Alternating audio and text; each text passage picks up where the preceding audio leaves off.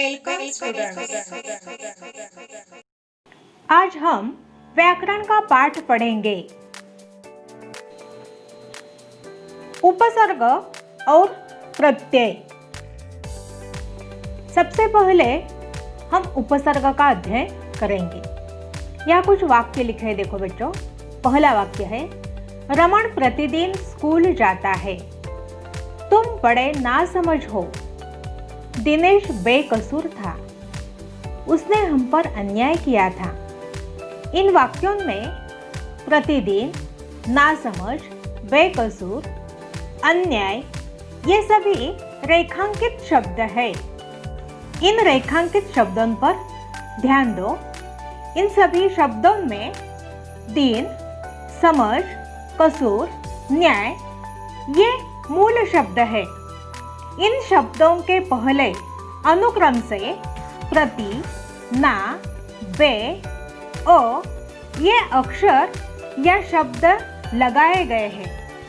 इनके लगने से मूल शब्द का अर्थ बदल गया है या अर्थ में विशेषता आ गई है। अब हमें रेखांकित शब्दों की रचना देखनी है।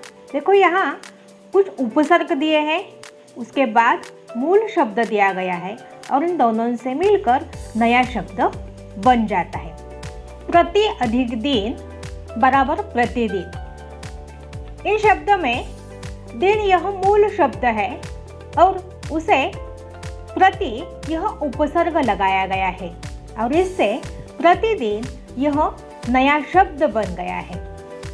ना अधिक समझ बराबर ना समझ। समझ यह मूल शब्द है और इस मूल शब्द से पहले ना यह उपसर्ग लगाया है। इससे ना समझ यह नया शब्द बन जाता है।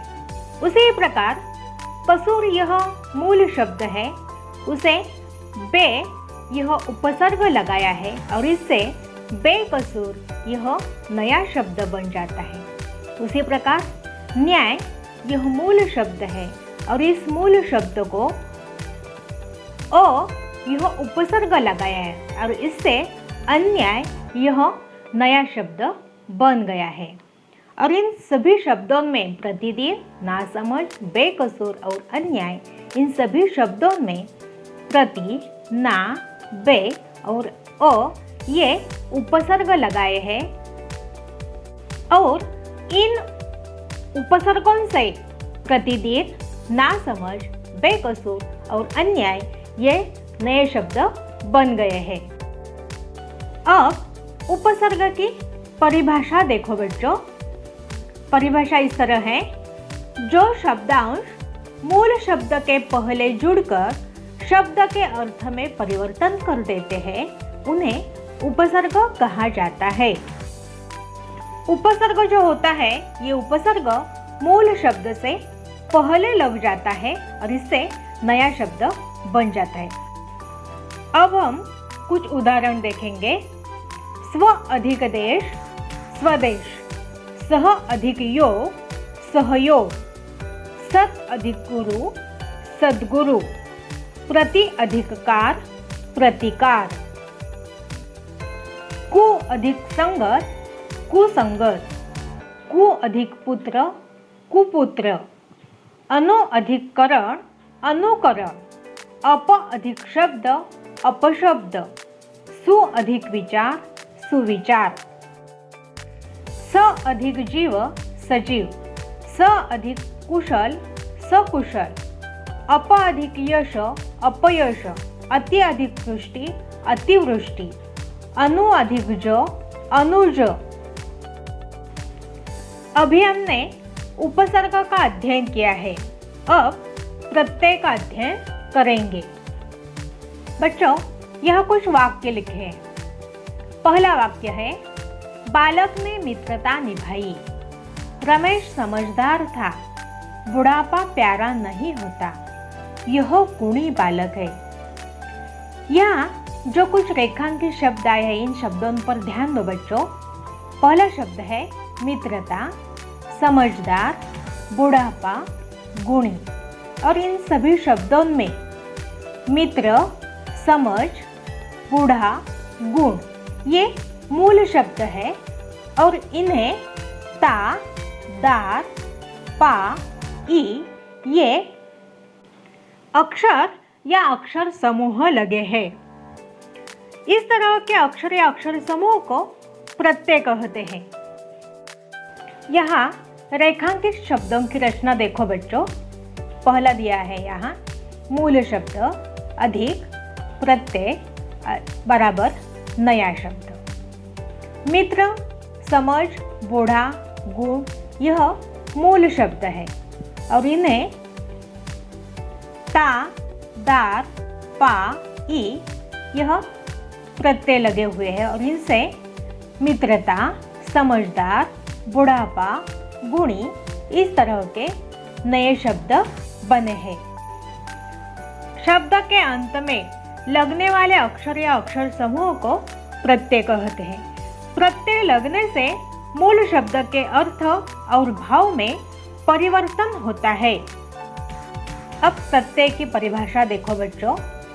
जो शब्दांश शब्दों के अंत में जुड़कर उनके अर्थ में विशेषता उत्पन्न कर देते हैं उन्हें प्रत्यय कहा जाता है। प्रत्यय के कुछ उदाहरण देखो बच्चों।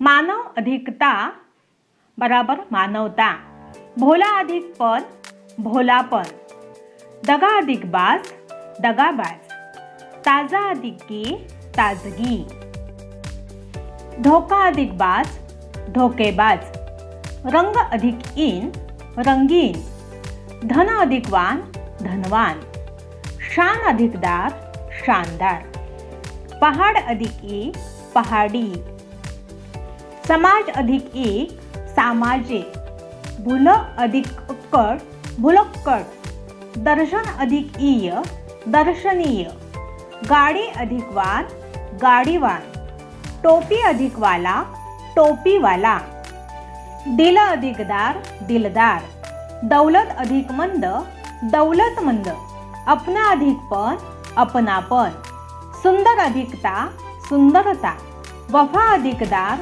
वफादार। अब हम उपसर्ग और प्रत्यय में क्या फर्क है ये देखेंगे। यहाँ मूल शब्द दिया गया है दिन, प्रतिदिन और दिन भर, ऐसे दो शब्द यहाँ लिखे हैं। इसमें प्रति यह उपसर्ग है और भर यह प्रत्यय है और इनसे प्रतिदिन यह नया शब्द बन गया है उपसर्ग लगाकर और प्रत्यय लगाकर दिन भर यह नया शब्द बन गया है। अब हम दूसरा उदाहरण देखेंगे।